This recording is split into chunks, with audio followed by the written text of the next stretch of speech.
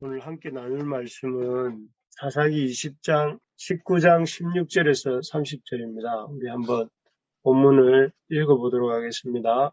저녁 때에 한 노인이 밭에서 일하다가 돌아오니 그 사람은 본래 에브라임 산지 사람으로서 기브야에 거류하는 자요. 그곳 사람들은 베냐민 자손이더라. 노인이 눈을 들어 성읍 넓은 거리에 나그네가 있는 것을 본지라. 노인이 묻되 그대는 어디로 가며 어디에서 왔느냐 하니 그가 그에게 이르되 우리는 유다 베들레헴에서 에브라임 산지 구석으로 가나이다. 나는 그곳 사람으로서 유다 베들레헴에 갔다가 이제 여호와의 집으로 가는 중인데 나를 자기 집으로 영접하는 사람이 없나이다. 우리에게는 나귀들에게 먹일 집과 여물이 있고 나와 당신의 여종과 당신의 종이 우리들과 함께 한 청년에게 먹을 양식과 포도주가 있어 무엇이든지 부족함이 없나이다 하는지라. 그 노인이 이르되 그대는 안심하라. 그대 있을 것은 모두 내가 담당할 것이니 거리에서는 유숙하지 말라 하고 그를 데리고 자기 집에 들어가서 나귀에게 먹이니 그들이 과를 씹고 먹고 마시니라. 그들이 마음을 즐겁게 할 때에 그 성읍의 불량배들이 그 집을 애워사고 문을 두들기며 집주인 노인에게 말하여 이르되 내 집에 들어온 사람을 끌어내라. 우리가 그와 관계하리라 하니 주인이 그 사람이 그들에게로 나와서 이르되 아니라 내 형제들아 청하노니 이 같은 악행을 저지르지 말라. 이 사람이 내 집에 들어왔으니 이런 망령된 일을 행하지 말라.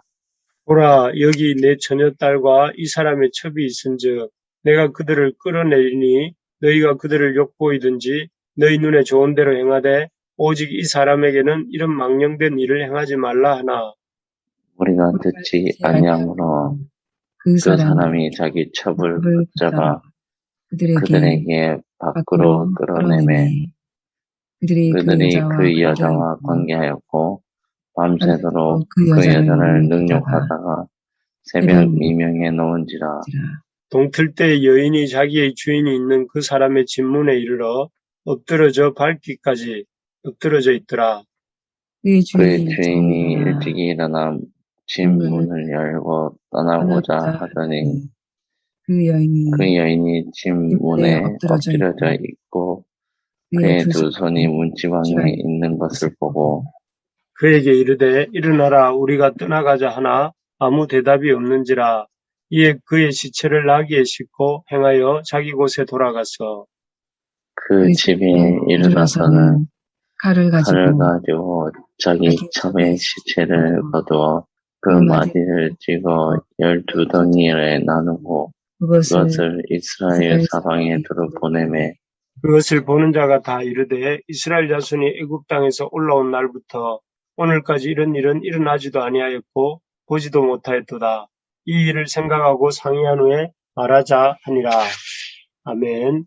오늘 말씀은 하나님이 없는 곳에는 악이 가득합니다 하는 제목으로 말씀을 잠깐 살펴보겠습니다. 오늘 본문은 이 사사기에 나타난 무질서와 폭력의 절정이라 할 수 있습니다.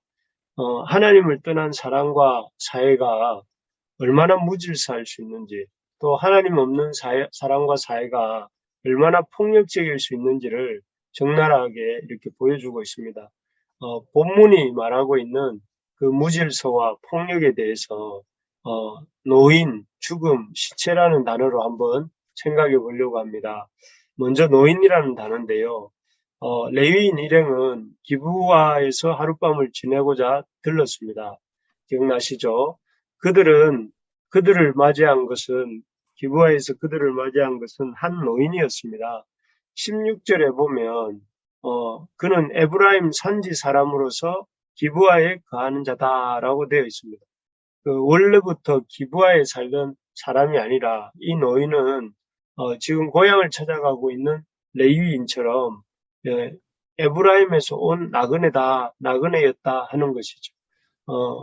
그러니 이 어떻게 보면 나그네는 그때나 지금이나 한 사회에서 가장 비주류고 또 힘이 없는 사람이죠. 그래서 기부하에서 가장 주류도 아니면서 동시에 가장 힘이 없고 연약한 사람이 이 노인만이 레위인 일행을 영접하고 호의를 베풀고자 한 것입니다.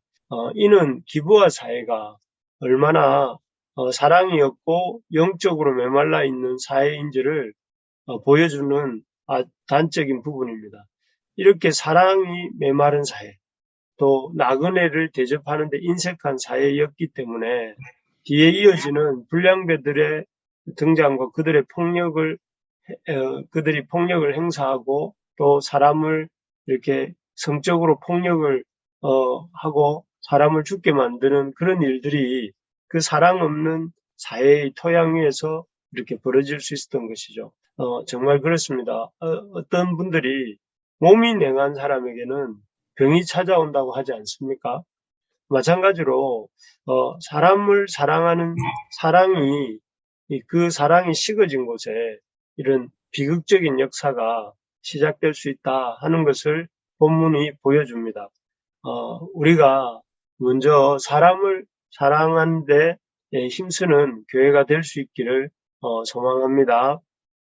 공동체 안에서 연약한 자, 또 문제가 많고 부족한 사람, 또 도움이 필요한 사람, 힘이 없는 사람들을 우리가 주님께서 십자가에서 죽기까지 우리 죄인들, 약한 자들, 또 부족한 자들을 사랑하시고 품으신 것처럼 우리가 그런 사랑으로 이렇게 뜨겁게 품어줄 수 있기를 바랍니다. 마치 오늘 본문에 그 자신도 나그네였던 그 노인이 또 자신보다 위태한 지경에 있는 이 레위인 일행을 품었던 것처럼 또 우리가 우리의 공동체 안에 있는 우리 교회 안에 있는 약한 사람, 문제 많은 사람, 또 부족한 사람을 품어주는 우리 교회가 될 수 있기를 진심으로 소망합니다.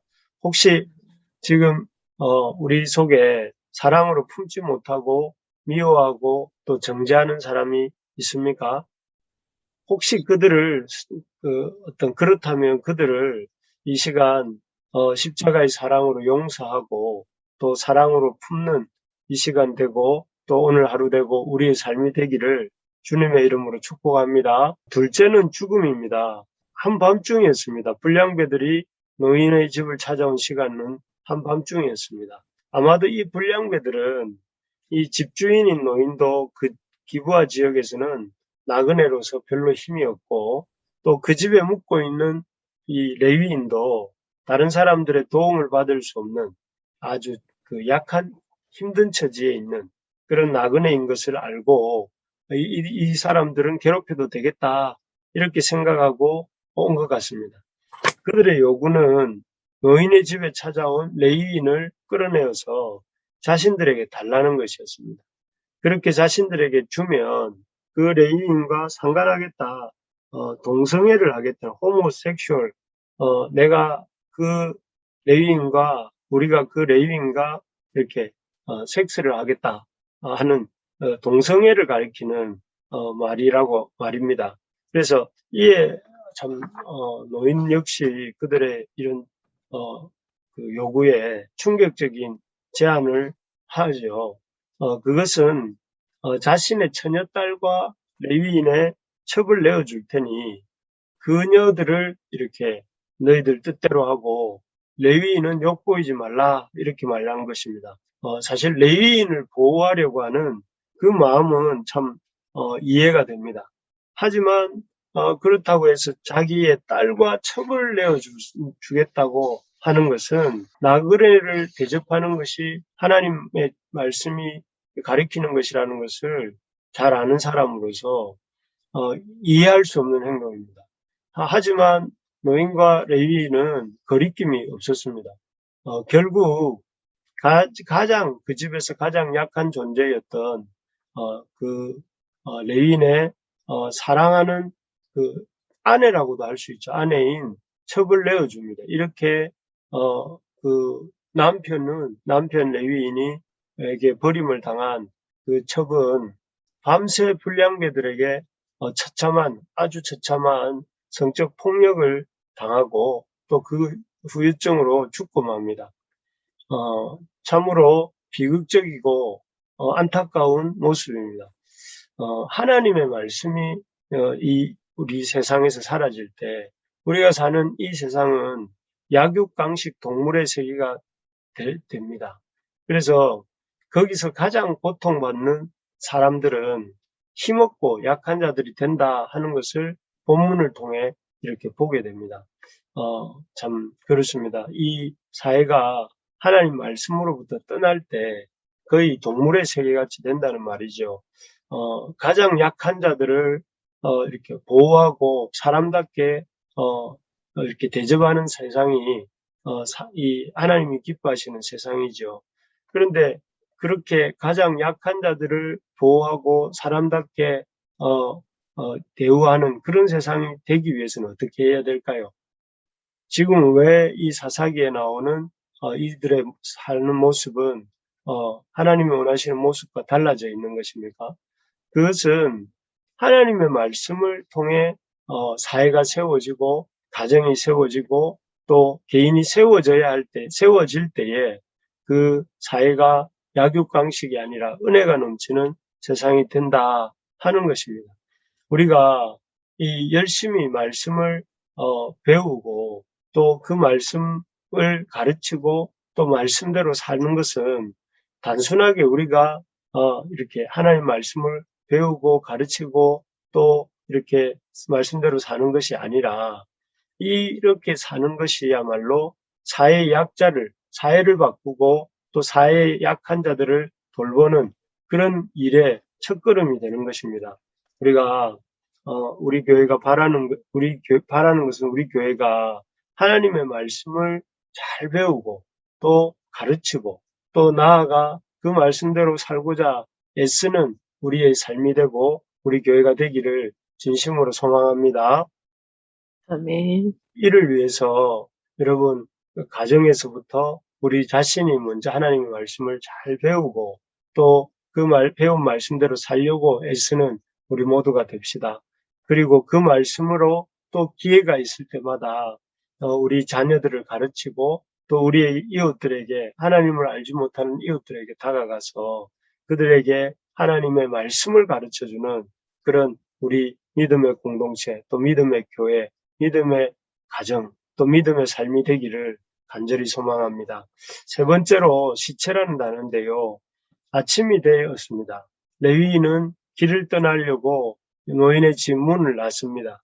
그런데 그때 놀라운 사실을 발견합니다. 그것은 문지방에 손을 얹고 엎드려져 죽어있는 첩의 시체였습니다. 그는 그 첩의 시체를 나귀에 싣고 에브라임으로 돌아갑니다. 이 레위인의 모습 속에서 이해할 수 없는 모습 몇 가지를 보게 됩니다. 첫째는 첩이긴 하지만 자신의 아내이기도 한 여자를 불량배에게 내어주는 것 이해하기 어렵습니다. 어렵더라도 자기의 참 아내라면 끝까지 지켜야 되는데 그 아내를 그렇게 포기하는 것 자체가 이해가 안 되고요. 둘째는 자신을 대신해서 불량배들에게 괴롭힘을 당하는 그 첩을 아내를 몰라라 하면서 자신은 밤새도록 아무렇지도 않게 잠을 잤다는 것이 참 이해가 안 됩니다. 그리고 셋째로는 자신의 첩이 죽은 줄도 모르고 아무렇지도 않게 그 첩의 시체를 보면서 일어나라 우리가 떠나가자 지난밤에 아무 일도 없었던 사람처럼 그리고 이제는 그냥 자기 길을 가기만 하면 된다는 것처럼 말하는 것 정말 무섭도록 무감각하고 무책임한 이런 모습이 아닌가 이런 생각이 듭니다. 그리고 네 번째로 보면 죽어있는 첩의 시체를 아무렇지도 않았는지는 모르겠지만 어쨌든 첩의 시체를 아주 무심하게 12토막을 내어서 이렇게 각 지파에게 보냈다고 하는 것입니다. 레위인이 아니더라도 시체를 만지는 일만 해도 이렇게 무서운 일 아닙니까? 그런데 그 시체를 이렇게 12토막을 내는 것, 이것도 정말, 너무 우리 정상적인 사람이라면 이 상황, 어떻게 해야 되겠습니까? 이 상황에서, 그 상황에서 자신의 잘못을 돌아보고 동시에 그 첩의 죽음을 슬퍼하고 애통하면서 그렇게 하는 것이 먼저가 아니겠습니까? 그런데 그리고 예를 갖추어서 장사를 지낸 후에 다른 사람들에게 이 사건의 부당함을 알리고 그 후에 이제 그렇게 호소하는 것이 맞는 순서일 것입니다. 하지만 보통 사람도 아닌 하나님을 섬기는 사람인 이 레위인은 그런 어떤 과정을 거치지 않습니다. 죽음에 대한 슬픔도 없고 사태를 이 지경까지 만든 자기 자신에 대한 반성도 없습니다. 오직 자신의 안위만을 생각하고 또 자신의 그 사적인 복수만을 생각하면서 이렇게 시체를 토막을 내고 또 하는 이런 끔찍한 일을 벌이고 있는 것입니다. 정말로 하나님을 떠나서 하나님의 왕계심을 거부한 채, 이 사사 시대의 특징이 그렇지 않습니까? 왕이 없으므로 이렇게 했는데 하나님의 왕되심을 거부한 채로 인간이 이렇게 인간이 왕이 되어 살아가고 있는 그런 모습을 보게 됩니다. 그렇게 인간이 왕이 되어서 살면 좋고 자유롭고 멋있을 것 같지만 본문이 보여주는 이 사회의 모습은 영적인 무질서 그 자체다 하는 것입니다. 무정하고 폭력이 난무하고 애통도 없고 반성도 없는 그야말로 동물의 세계보다 더 못한 그런 세계가 펼쳐지고 있는 것입니다. 우리가 우리 자신을 먼저 돌아볼 수 있기를 바랍니다. 어떤 문제가 생겼을 때에 그 문제 앞에서 그냥 반성도 없이 애통함도 없이 지나가지 말고 우리가 우리 자신을 먼저 돌아볼 수 있기를 바랍니다. 혹시 우리는 이 본문에 나오는 레위인처럼 우리의 이웃의 고통에 눈 감고 있지는 않은지 오직 나 자신의 그런 안위에만 관심을 갖고 사적인 복수만 몰두하고 살아가고 있지는 않은지 또 그런 우리의 삶이 아닌지를 돌아보는 우리 모두가 되기를 진심으로 소망합니다. 말씀을 맺겠습니다. 참 이 연약한 사람을 돌보는 공동체, 교회가 우리가 됩시다. 그리고 참 약육강식이 아니라 말씀을 붙들고 또 말씀을 잘 배우고 가르치는 우리 교회가 되기를 소망합니다. 그리고 이웃의 고통을 잘 돌보는 우리 그런 아름다운 부르심의 교회가 될 수 있기를 진심으로 소망합니다.